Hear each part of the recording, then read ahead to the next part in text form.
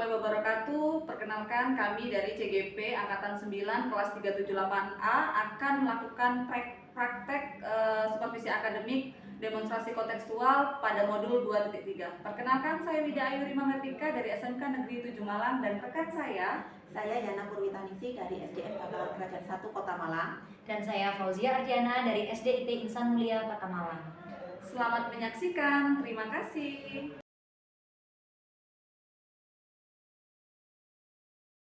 Assalamualaikum Bu, bagaimana kabarnya hari ini? Waalaikumsalam, alhamdulillah baik. Ibu sendiri bagaimana kabarnya? Alhamdulillah, saya juga baik. Nah Bu, sebelum kita melakukan coaching, sebagai langkah awal, saya akan memberikan beberapa pertanyaan pada Ibu.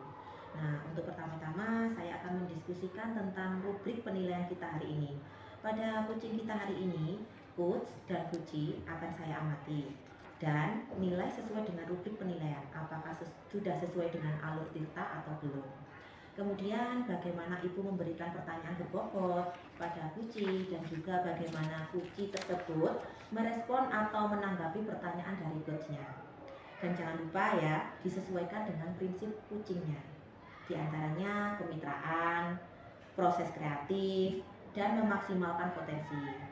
Baik Ibu, untuk pertanyaan pertama yang akan saya tanyakan pada Ibu adalah kompetensi apa yang akan Ibu kembangkan pada coaching kali ini? Kompetensi yang ingin saya kembangkan pada coaching kali ini, yang pertama kehadiran penuh, mindfulness, mendengarkan aktif, dan juga memberikan pertanyaan yang berbobot. Baik Ibu, untuk pertanyaan kedua, kompetensi mana yang akan Ibu kembangkan secara spesifik yang ingin diobservasi? Kompetensi spesifik yang ingin saya kembangkan yaitu mendengarkan aktif dan memberikan pertanyaan yang berbobot. Indikator yang bagaimana yang diinginkan oleh Ibu dalam proses coaching kali ini? Saya ingin coachee bisa menemukan solusi dari permasalahannya dan menemukan langkah-langkah dalam mengatasi permasalahannya. Baik Ibu, terima kasih untuk pra-observasi kali ini. Silakan Ibu melakukan coaching pada coachee. Terima kasih Bu atas kesempatannya. Sama-sama. Assalamualaikum Bu Ida, apa kabarnya nih? Waalaikumsalam Bu Fauzia, alhamdulillah saya baik Bu. Oke, tadi Bu Ida menghubungi saya ada yang mau diceritakan, mau cerita masalah apa nih? Iya betul sekali Bu Fauzia, ada sesuatu nih Bu yang ingin saya sampaikan pada Ibu. Tentunya sangat mengganjal Bu di hati saya, begitu Bu Fauzia. Sebelumnya ini saya mau minta maaf ya Bu Ida, karena setelah ini saya akan ada agenda keluar. Mungkin kita tidak punya banyak waktu, 15-20 menit cukup ya Bu Ge? Oke, kira-kira ini Bu Ida mau ngobrol masalah apa nih?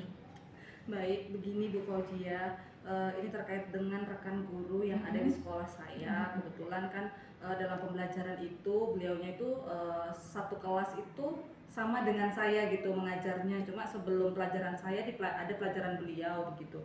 Jadi beliau itu masih menggunakan pembelajaran yang monoton ya Bu, yang dalam artian tentunya masih sering meninggalkan anak-anak. Nah pada saat saya masuk ke kelas itu anak-anak kan tiduran gitu, terus akhirnya saya tanya pelajaran siapa, terus kemudian anak-anak menyebutkan dan di situ ada LKS tertumpuk dan anak-anak suruh mengerjakan itu dan beliaunya tidak ada di tempat. Seperti itu Bu Fauzia. Jadi saya merasa loh kok begini gitu. Jadi kan anak-anak itu merasa tidak memiliki tanggung jawab ya. Jadi anak-anak akhirnya mereka mengabaikan sesuatu begitu. Jadi mengajarkan mereka untuk mengabaikan sesuatu begitu Bu Fauzia. Oke. Kalau saya boleh garis bawahi, berarti permasalahan yang dihadapi Bu Ida ini mengenai rekan sejawatnya di kelas yang masih menggunakan metode lama. Dalam artian anak-anak diminta mengerjakan LKS, kemudian beliaunya mengerjakan tugasnya yang lain begitu nggih, sehingga anak-anak ditinggal di kelas sendirian begitu, tanpa ada pendampingan. Nah, kira-kira dari percakapan kita hari ini apa sih yang diinginkan oleh Bu Ida? Jadi begini Bu, dari percakapan kita hari ini saya tuh ingin mendapatkan adanya perubahan pada beliau gitu. Bagaimana khususnya dalam penyampaian materi pembelajaran agar bisa lebih menarik dan membuat siswa itu nyaman begitu Bu Fauzia. Jadi apa yang ingin diharapkan oleh Bu Ida adalah perubahan nih di kelas Bu Ida. Kira-kira perubahan seperti apa sih yang ingin Ibu lihat? Begini Bu, jadi saya tuh ingin melihat ada perubahan misal dalam penyampaian metodenya kali Bu ya, terus model atau media pembelajaran yang lebih variasi tentunya. Begini misal mungkin beliau menggunakan penampilan video atau menggunakan aplikasi game mungkin ya yang membuat anak-anak itu menjadi nyaman dan tertarik dan merasa punya tanggung jawab pada pelajaran itu begitu. Jadi tidak hanya sekedar memberikan tugas kemudian apalagi di zaman sekarang kan sudah modern ya, masa menggunakan LKS seperti itu Ibu Fauzia. Baik-baik, dari yang Ibu sampaikan tadi berarti pembelajarannya dengan menggunakan berbagai macam metode, kemudian media, dan juga mungkin strategi-strategi yang baik gitu ya, yang bervariasi lah.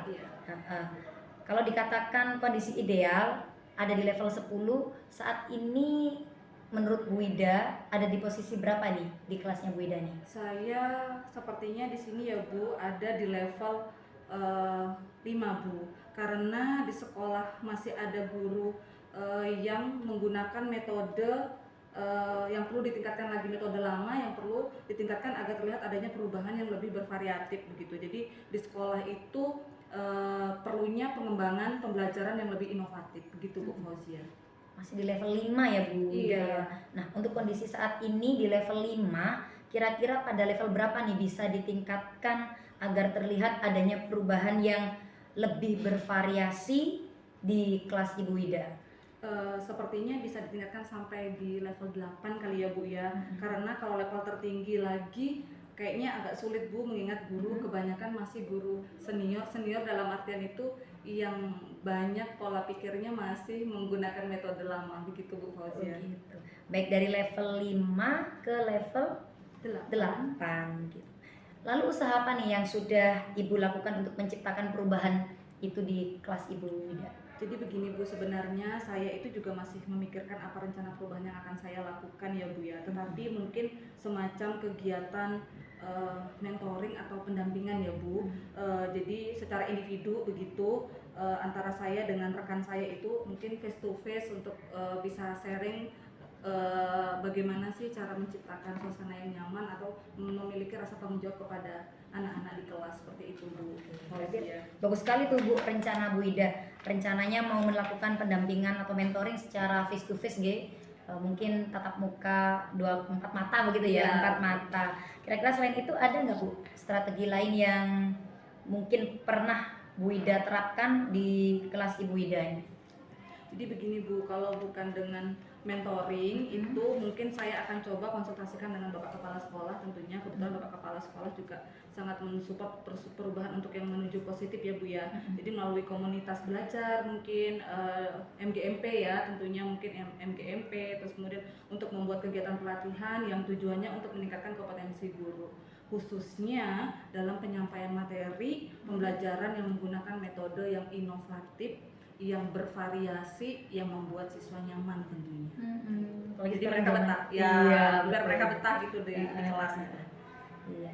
Baik Bu, tadi Ibu sudah merencanakan tentang mentoring yang face to face tadi, kemudian ada supaya media pembelajarannya lebih variasi, kemudian metodenya lebih bervariasi, lebih menyenangkan begitu ya Bu ya.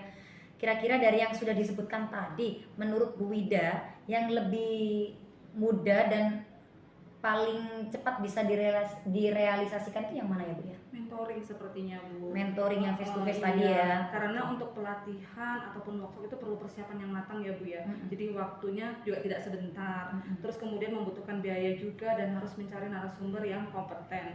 Jadi untuk saat ini mungkin yang lebih nyaman dilakukan oleh guru itu saya mungkin melakukan mentoring karena prosesnya kan lebih santai dan langsung mengena kepada yang akan disasar seperti itu. Yang bersangkutan gitu ya, mengenai yang bersangkutan gitu ya. Betul Bu Fauzia. Kalau melakukan pelatihan kan itu tadi ada proses dan tahapan ya, perencanaan tentunya harus membawa banyak tapi kira-kira belum bisa mengena gitu. Maksudnya mungkin agak lama prosesnya untuk bisa langsung menyorot kepada yang akan kita sasar. Begitu Bu Fauzia.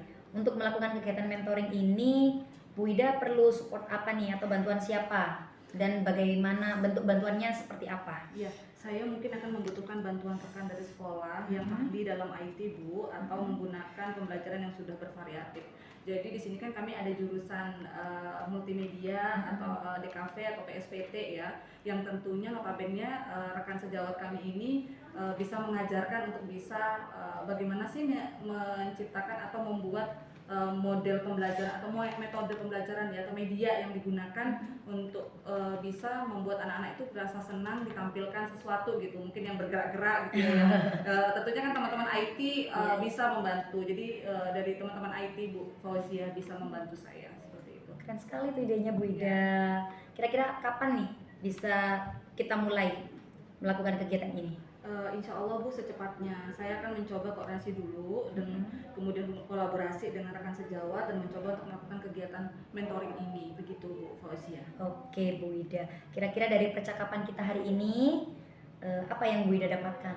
Dari percakapan ini saya mendapatkan gambaran bagaimana untuk terjadinya perubahan pada rekan saya, tentunya dengan adanya kegiatan mentoring, kemudian dibantu juga dengan rekan guru di sekolah yang memiliki keahlian dalam pemanfaatan media pembelajaran itu tadi Bu. Oke, alhamdulillah kalau gitu Bu Ida sudah dapat gambarannya nih ya. Oke, bagaimana menciptakan adanya perubahan pembelajaran yang bervariasi, kemudian metode pembelajarannya bervariasi dengan menggandeng tadi teman-temannya dari IT dan guru-guru senior, kemudian melakukan mentoring. Oke Bu, sepertinya itu sudah kombinasi ide yang luar biasa menurut saya. Lalu sekarang yang tinggal saya tunggu nih kabar baiknya dari Bu Ida mengenai aksinya dari ide-ide yang sudah dilontarkan Bu Ida tadi nih. Oke, saya tunggu nggih kabar baiknya nanti, perubahan apa sih yang sudah terlihat dari kegiatan-kegiatan, dari ide-idenya Bu Ida tadi yang sudah dilakukan. Saya sudah tidak sabar mendengarkan cerita itu Bu Ida. Oke, mungkin untuk percakapan kita hari ini kita cukupkan ya Bu Ida ya. Sampai di sini semoga rencana Bu Ida untuk mentoring, kemudian menggandeng teman-teman IT tadi bisa berjalan dengan baik. Teman-teman juga support aktif gitu ya, aktif dan mau gitu ya, mau diajak kerjasama begitu ya Bu ya. Ya Ibu, terima kasih banyak Bu Fauzia sudah mau meluangkan waktunya, repot-repot Bu mendengarkan atau keluh kesah saya ya, saya ceritakan, curhatlah dalam artiannya. Mudah-mudahan yang saya lakukan ini bisa bermanfaat dan bisa terjadi perubahan pada khususnya rekan saya dan sekolah saya, seperti itu Bu Fauzia. Oke, sama-sama Bu Ida, semoga rencananya bisa berjalan dengan baik. Nanti lain kali nih Bu Ida saya ingin tahu, ingin dengar ceritanya Bu Ida sudah sampai mana sih perkembangannya, gitu ya Bu. Hubungi saya Bu ya. Iya. Oke. Baik, terima kasih Bu Fauzia. Oke, semoga di lain kesempatan kita bisa ngobrol lagi dengan kabar yang lebih indah lagi ya Bu ya, dengan cerita yang lebih bagus gitu ya. Amin. Oke, assalamualaikum. Waalaikumsalam warahmatullahi wabarakatuh.